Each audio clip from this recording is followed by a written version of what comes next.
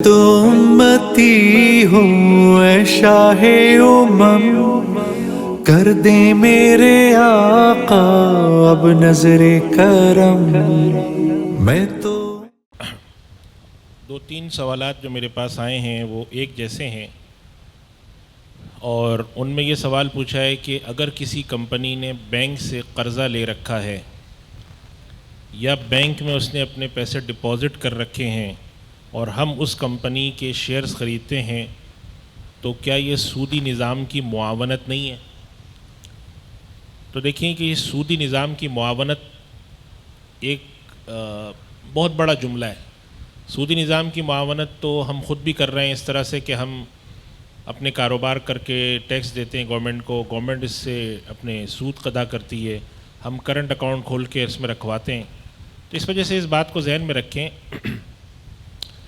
کہ جب تک کہ اسلامی طریقے سے کام نہیں ہوگا اس وقت تک سود کا عنصر شامل رہے گا، اور اسلامی طریقے سے کام کرنے کا طریقہ ایک ہی ممکن ہے کہ آہستہ آہستہ تبدیلی لائی جائے، تدریجی طور پہ، اس کو ہم کہتے ہیں گریجول امپلیمنٹیشن۔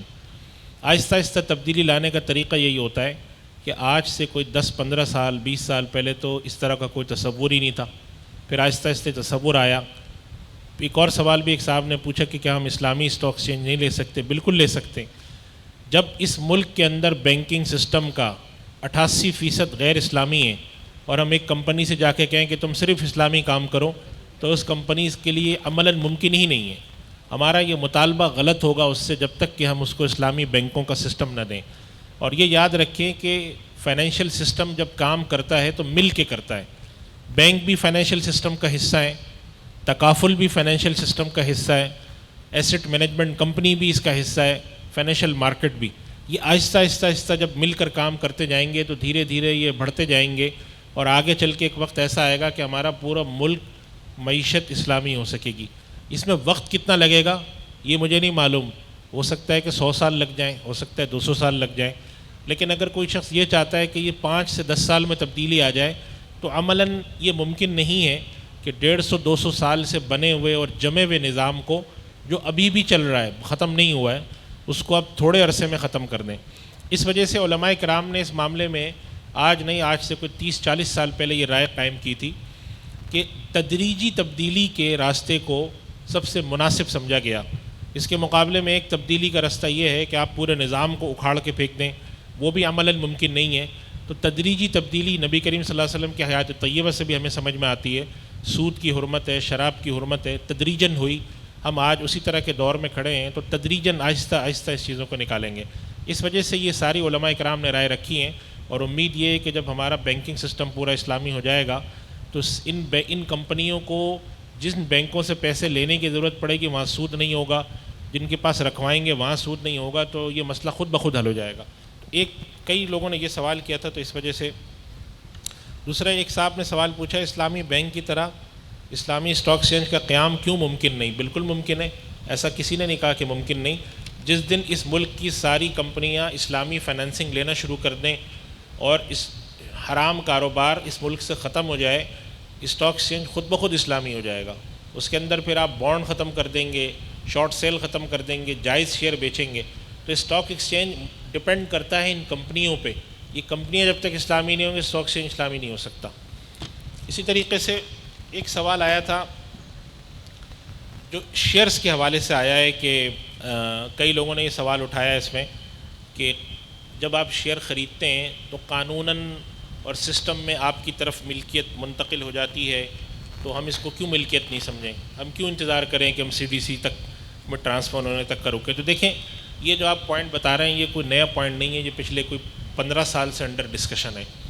اور جب بھی ماہرین کے ساتھ بیٹھتے ہیں، جس کے اندر نیشنل کلیئرنگ کمپنی کے لوگ ہوں، سینٹرل ڈپازیٹری کمپنی کے لوگ ہوں، اسٹاک ایکسچینج کے لوگ ہوں، تو وہ یہ سب بات کرتے ہیں کہ یہ جو ہم نے transfer of risk and reward کیا ہوا ہوتا ہے، یہ ایک مارکیٹ کا نارم تو ہے، لیکن قانونی پوزیشن یہ ہوتی ہے کہ جب تک کہ CDC میں شیئر نہیں آتا، ان ٹرانزٹ ہو، تو اس وقت تک وہ یہ صورتحال ہے۔ اب قانون میں اگر کوئی تبدیلی آ جاتی ہے اور حکومت کی طرف سے ایسا قانون متعارف کرا دیا جاتا ہے کہ جیسے ہی کوئی اسٹاک ایکسچینج میں شیئر خریدے گا وہ شیئر فوراً اس کی ملکیت میں سمجھا جائے گا، ریئل ٹائم ٹرانسفر کا کنسپٹ آ جاتا ہے، تو علماء کرام کو کوئی اعتراض نہیں. دنیا کے بعض ملکوں نے اپنے یہاں اسٹریٹ تھرو پروسیسنگ کو انٹروڈیوس کرایا ہوا ہے, ریئل ٹائم ٹرانسفر کو کرایا ہوا ہے.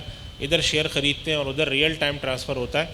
وہاں پر آپ ڈے ٹریڈنگ بھی کریں, کچھ بھی کریں, کوئی فرق نہیں پڑتا, اس لیے کہ ادھر آپ نے شیئر خریدا اور ادھر ٹرانسفر ہو گیا. اسٹاک ایکسچینج نے ایک پروپوزل پہ کام شروع کیا ہوا ہے بہت عرصے سے, جس کے اندر وہ امیڈیٹ ٹرانسفر پہ کام کر رہا ہے. شریعہ کاؤنٹر کے نام سے کھولنے کا ارادہ ہے ان کا, تو اس کے پر دیکھ رہے ہیں کہ اس کی عملی تطبیق کیسے ہوگی.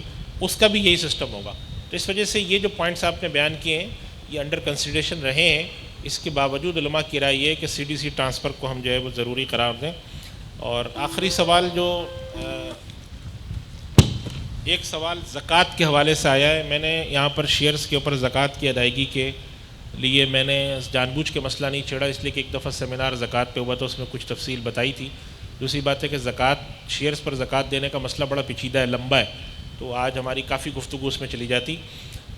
جو لوگ شیئرز کو خریدتے ہیں ڈیویڈنڈ کے لیے اپنے پاس رکھنے کے لیے, اس کی زکوٰۃ کی تفصیل الگ ہے. اس کے اندر تو آپ سمجھیں کہ اس کمپنی کے جو کرنٹ ایسٹ پلس انویسٹمنٹ ہے اس پہ زکوٰۃ, وہ حساب کتاب الگ ہے اس کا. اور اگر کوئی کیپٹل گین کے لیے خریدتا ہے بیچتا ہے تو اس کے بارے میں علماء کی رائے یہی ہے. بعض علماء کی رائے یہ ہے کہ اس کو بھی ہم اسی طریقے سے دیکھیں گے, اور اکثر علماء کی رائے یہ ہے کہ ہم اس کو ٹریڈنگ گڈس کی طرح سمجھیں گے.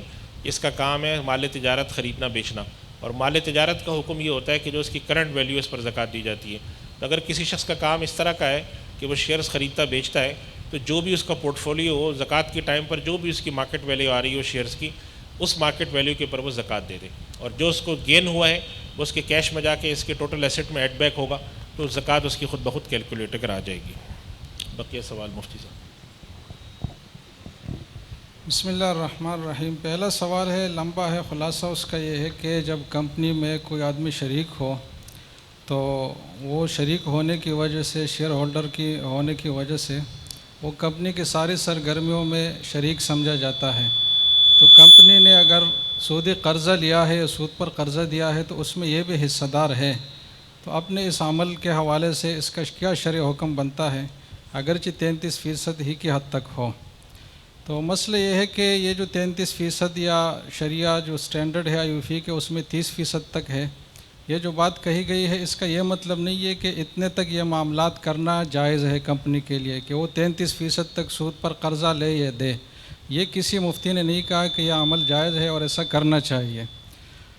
مفتیوں کی جو بات ہے, مفتی حضرات کی, وہ یہ ہے کہ اگر کوئی کمپنی ہے پہلے سے قائم ہے اور وہ ایسا کر رہی ہے اور اس کے شیئر آپ خریدنا چاہتے ہیں, تو آپ کے لیے کیا حکم ہے کہ آپ اس کے شیئر خریدیں یا نہ خریدیں, چونکہ آپ کے ہاتھ میں اس کمپنی کا یہ پورا سٹرکچر اور ان کا جو آبجیکٹیو ہے اور جو طریقہ کار ہے یہ تبدیل کرنا آپ کے ہاتھ میں تو نہیں ہے. تو آپ کے لیے کیا حکم ہے؟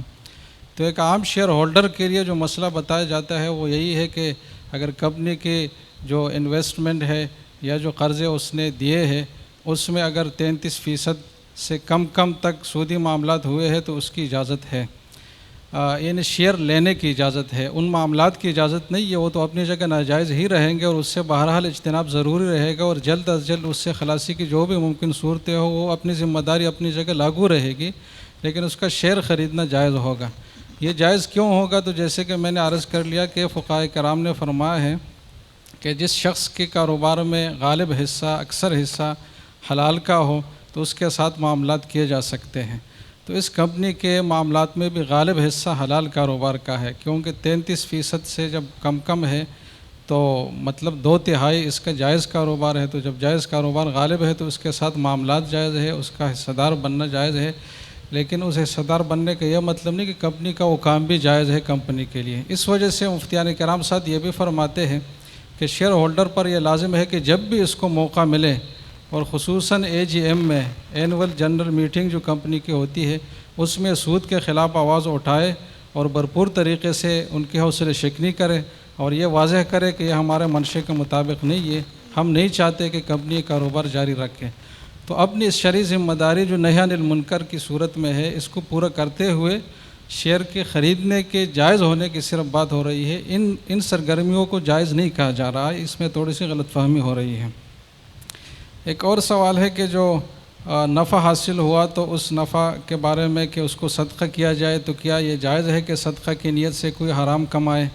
تو یہ بھی سوال ہے, اہم سوال ہے, لیکن یہ بھی غلط فہمی پر مبنی ہے کہ ہم نے یہ نہیں کہا کہ صدقہ کی نیت سے اب حرام کمائے. صورت مسئلہ یہ ہے کہ کمپنی ہے اس کا 95% جو اس کی جو نیٹ انکم ہے آمدن ہے وہ درست ہے اور 5% ناجائز ہے. تو ایک صورت تو یہ ہے کہ اس کمپنی کو بالکلیہ چھوڑ لے, اس کا کوئی شیئر نہ خریدے نہ بیچے. تو اس صورت میں تو کوئی کمپنی خالی نہیں ہے کہ اس کے شیئر آپ کو مل سکے جائز طریقے سے. جس کا نتیجہ یہ ہوگا کہ کمپنیوں کا مکمل بائیکاٹ کیا جائے, جس کا نتیجہ یہ ہوگا کہ کمپنیوں کو سرمایہ جو چاہیے وہ نہیں ملے گا, جس کا نتیجہ یہ ہوگا کہ جو ریئل انویسٹمنٹ ہے جس پر یہ معاشرہ اور یہ ملک چل رہا ہوتا ہے وہ ختم ہو جائے گا. تو اس کے نتائج بہت دور تک جاتے ہیں. تو ہم اس چیز کو ناجائز سمجھتے ہوئے صرف اس حد تک اجازت دے رہے ہیں کہ اگر 5% جو ایک معمولی مقدار ہے, اگر اس سے زیادہ ہے تو پھر وہ غیر معمولی مقدار بنے گا اور اس کا لینا جائز نہیں ہوگا. اور اس کو جو لیا گیا ہے تو جو لیا گیا ہے اس کے بارے میں تو یہ بات طے ہے کہ وہ مقدار کم ہو یا زیادہ اس کی بہرحال تطہیر اور مال کو اس سے پاک کرنا اور اس کا صدقہ کرنا لازم ہے. تو یہاں شیئر میں حرام کو صدقے کی نیت سے نہیں خریدا جا رہا, بلکہ ایک ایسے کاروبار جس کا غالب حصہ حلال ہے اس میں بامر مجبوری شریک ہوا جا رہا ہے یہ شیئر ہولڈر, اور جو اس کے ہاتھ میں ناجائز آمدنی آ رہی ہے اس کا صدقہ بھی کر رہا ہے جو اس کی اپنی جگہ شرعی ذمہ داری ہے, جس کو اگر پورا نہیں کرے گا تو اس کے مال میں اتنا ناجائز حصہ شامل رہے گا. سوال ہے کہ کاروبار میں اسٹاک چینج کے کاروبار میں غرر پایا جاتا ہے, غرر کی وضاحت فرمائیے اور حصص کی قیمتوں میں اتار چڑھاؤ کس طرح آتا ہے. تو غرر غیر یقینی کیفیت انسرٹینٹی کو کہا جاتا ہے کہ کسی چیز کی عاقبت اس کا نتیجہ معلوم نہیں ہے اور اس معاملے میں آپ داخل ہو رہے ہیں. جیسے کہ میں آپ کو مچھلی بیچ دوں اور وہ مچھلی اب تک میں نے حاصل کی نہیں ہے, سمندر سے بعد میں وہ مچھلی میں حاصل کروں گا. تو اس مچھلی کا جو بیچنا ہے حاصل کرنے سے پہلے یہ غرر پر مشتمل ہے, اس لیے کہ پتہ نہیں ہے کہ مچھلی حاصل ہوگی یا نہیں ہوگی, اگر ہوگی تو کتنی مقدار میں ہوگی, اور اگر اتنی مقدار میں حاصل ہو تو آپ کی مطلوبہ صفات کے مطابق ہوگی یا نہیں ہوگی. تو یہ بہت سارے ابہامات اس میں پائے جاتے ہیں. تو جو بھی معاملہ مجہول العاقبت ہو, جس کا نتیجہ جو جانبین کو مطلوب ہے اس کا حصول یقینی نہ ہو, تو اس کو غرر کہا جاتا ہے. اسٹاک چینج کے معاملات میں غرر پایا جاتا ہے بہت سارے معاملات میں. مفتی ارشاد صاحب نے جو صورتیں فرمائی کہ شارٹ سیل ہے, فیوچر سیل ہے, یا ڈیلیوری لینے سے پہلے جو آگے بیچنا ہے, یہ سب صورتیں غرر ہی کی وجہ سے ناجائز ہیں. تو غرر والے معاملات بھی ہے اور عملاً وہ زیادہ بھی ہے, لیکن اس کا یہ مطلب نہیں کہ اسٹاک چینج سارا غرر پر مشتمل ہے. جیسے کہ میں نے عرض کیا کہ بنیادی جو اس کا آبجیکٹیو ہے وہ درست ہے, اور اگر شریعت کے 2-3 اہم شرائط ہے کہ بے معدوم سے اجتناب ہو, قبضے سے پہلے چیز کو بیچے جانے سے اجتناب ہو, مستقبل کے سودوں سے اجتناب ہو, تو یہ معاملات بڑے آسانی سے درست ہو سکتے ہیں.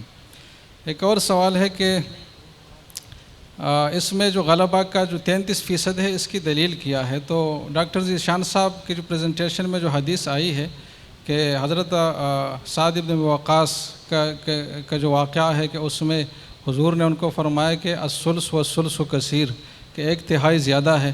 تو اس سے فقہاء نے بات نکالی کہ ہر جگہ میں 1/3 کو ایک زیادہ مقدار کہا جائے گا, تو اس سے کم جو صورت ہوگی وہ کم مقدار ہوگی. تو یہ جو 33% کا ہے یہ اس اصول کی روح سے جو حدیث سے لیا گیا ہے. ایک سوال ہے کہ بلڈنگ میں لے لیتا ہوں 4,000 کرائے پر, 3,000 کرائے پر, وہ 4,000 کرائے پر دیتا ہوں, تو یہ جائز ہے نہیں ہے؟ اگرچہ یہ زیادہ متعلق نہیں ہے لیکن یہ معاملہ معاشرے میں بہت رائج ہے کہ ایسا ہوتا ہے. اس کو سب لیزنگ ضمنی اجارہ کہا جاتا ہے.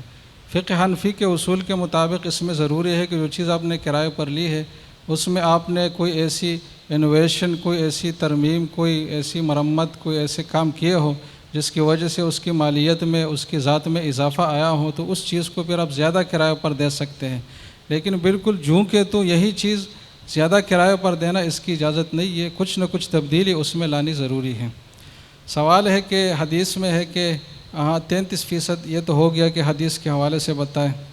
سوال ہے کہ 5% جو نفع ہے جو حرام ہے, تو اس کے بارے میں حضور نے تو فرمایا ہے کہ ایک لقمہ بھی حرام کا کھائے گا تو وہ اپنا گھر جو ہے نا وہ جہنم میں بنا رہا ہے. تو ایک لقمہ کھانے کی اجازت نہیں ہے تو آپ نے 5% تک کیسی اجازت دے دی؟ تو یہ بھی غلط فہمی ہے. ہم نے 5% لینے کی, اس کے استعمال کرنے کی اجازت نہیں دی, بلکہ بامر مجبوری جو آمدنی میں یہ حرام عنصر در آیا ہے اس کے اختیار اور اس کے منشا کے بغیر, تو اس سے جان چھڑانے کا طریقہ یہ ہے کہ آتے ہی اس کو فوراً صدقہ کرے اور جو صدقے کے مصارف ہیں مستحقین تک پہنچائے، اپنی ذاتی آمدن اس کو شمار نہ کرے اور ساتھ ساتھ اس کے خلاف آواز بھی اٹھائے، تو اس سے انشاءاللہ شبہ ختم ہو جائے گا۔ بسم اللہ الرحمن الرحیم۔ چند ایک سوالات اور ہیں۔ نمبر 1 یہ کہہ رہے ہیں اسٹاک مارکیٹ کے بروکر کے پاس اکاؤنٹنسی کی جاب جائز ہے نہیں، حالانکہ اس میں لیوریج، مارک اپ اور غلط حساب کتاب بھی کرنے پڑتے ہیں۔ یہ اکاؤنٹنٹس کا عام مسئلہ ہے کہ وہ کسی کمپنی میں ہوتے ہیں، ان کو غلط حساب کتاب بھی کمپنی کرنے پڑتے ہیں۔ اصول یاد رکھ لیجیے، مفتی حسین صاحب، مفتی ارشاد صاحب نے فرمایا کہ غالب کا اعتبار ہے، اگر زیادہ کام اکاؤنٹنٹ کو وہ کرنا پڑتا ہے جو جائز ہے تو اس کی تنخواہ اس کا کام جائز ہوگا۔ پھر یہ دیکھنا پڑے گا کہ جہاں اس نے سودی حساب کتاب کیا ہے اتنی تنخواہ اندازہ لگا کے مہینے کے بعد اس کو صدقہ بھی کرنی ہوگی۔ کام کرنا بامر مجبوری جائز ہوگا، لیکن اس کو اندازہ لگانا پڑے گا کہ حرام کام میں اس کا کتنا وقت لگا، اور ساتھ ساتھ کوئی اچھی جاب بھی ڈھونڈتا رہے۔ یہ مجبوری کا زمانہ ہے، اور اسلام نے، قرآن و حدیث نے مجبوری، حاجت، ضرورت، رفع حرج کے احکام ہمیں اسی موقع کے لیے دیے ہیں۔ کلو حرام کہنا بھی آسان ہے، کلو حلال کہنا بھی آسان ہے۔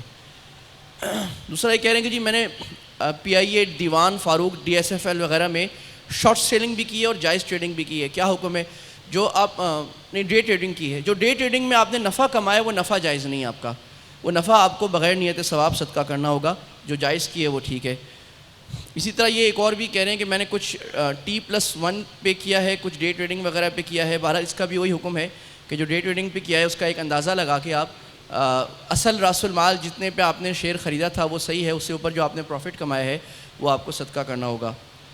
صدقہ ان جگہوں پہ کر سکتے ہیں جہاں زکوٰۃ لگتی ہے، کسی غریب مستحق کو، مدرسے میں، کسی رفاہی ٹرسٹ میں، زکوٰۃ کی جگہ پر۔ کیسے معلوم ہو جو حصص خریدے جا رہے ہیں جو شیئرز وہ اسلامی ہیں ہی نہیں ہیں؟ اس کا الحمدللہ ایک تو بہت ساری کمپنیز نے شریعہ اسلامک انڈیکس بنائے ہوئے، میزان انویسٹمنٹ کی سائٹ پر www.میزان انویسٹمنٹس کی ویب سائٹ پر آپ کو مل جائے گا کون سی کمپنیاں شریعہ کمپلائنٹ ہیں۔ علماء کرام نے جو شریعہ اسکریننگ کرائٹیریا فکس کیا ہے اس کے مطابق پوری اتری ہیں، ان کے آپ شیئر خرید بھی سکتے ہیں۔ وہاں پر پیورٹی ریشیو بھی دیا ہوا ہے کہ کون سی کمپنی ایسی ہے کہ اس میں کاروبار کرنا تو جائز ہے، لیکن اگر اس کے شیئر کا آپ کو ڈیویڈنڈ آیا تو آپ کو 1%، 2% اس میں صدقہ کرنا پڑے گا، پیورٹی ریشیو بھی دیا گیا ہے۔ اور اب تو ایک بہت اچھا کام علماء کرام کی مستقل سالوں سال کی محنت سے مفتیان کرام مسلسل CDC اور ان کے ساتھ کنسلٹنسی میں ہیں، ان کے وہاں پر ایک نمائندگی ہے، کوشش کر رہے ہیں کہ ناجائز عقود ختم ہوں، اور ختم ہو رہے ہیں۔ اسٹاک ایکسچینج بھی انیشیٹو لے رہا ہے الحمدللہ۔ اس میں یہ ہوا ہے کہ اسٹاک ایکسچینج نے خود، پاکستان اسٹاک ایکسچینج نے آفیشیلی ایک اسلامک انڈیکس بنا دیا ہے۔ یہ نہیں کہا جا سکتا کہ اس اسلامک انڈیکس میں جو کمپنیاں نہیں ہیں وہ ساری غلط ہیں، ایسے نہیں ہیں، لیکن اس میں جو کمپنیاں ہیں وہ صحیح ہیں کیونکہ وہ اسکرین ہو چکی ہیں۔ زکوٰۃ کا سوال ہو گیا۔ سودی کاروبار کرنے والے بینکوں نے بھی اسلامک بینک ان کے شیئر خریدنا جائز ہے کہ نہیں؟ اسلامک یعنی جو سودی بینک تھا اور اس نے اسلامک بینکنگ شروع کر دی ہے، اس کا شیئر لینا جائز ہے کہ نہیں جائز؟ اس کا شیئر لینا جائز ہے، کیونکہ اگر فرض کریں HBL یا الفلاح اپنا اسلامک بینک کھولتا ہے، اس کے ایسٹس الگ ہوتے ہیں، کیپٹل الگ ہوتا ہے، لہٰذا اس کے شیئرز لینا بھی جائز ہے۔ میں تو امتی ہوں اے شاہ کر دے میرے آقا اب نظر کرم، میں تو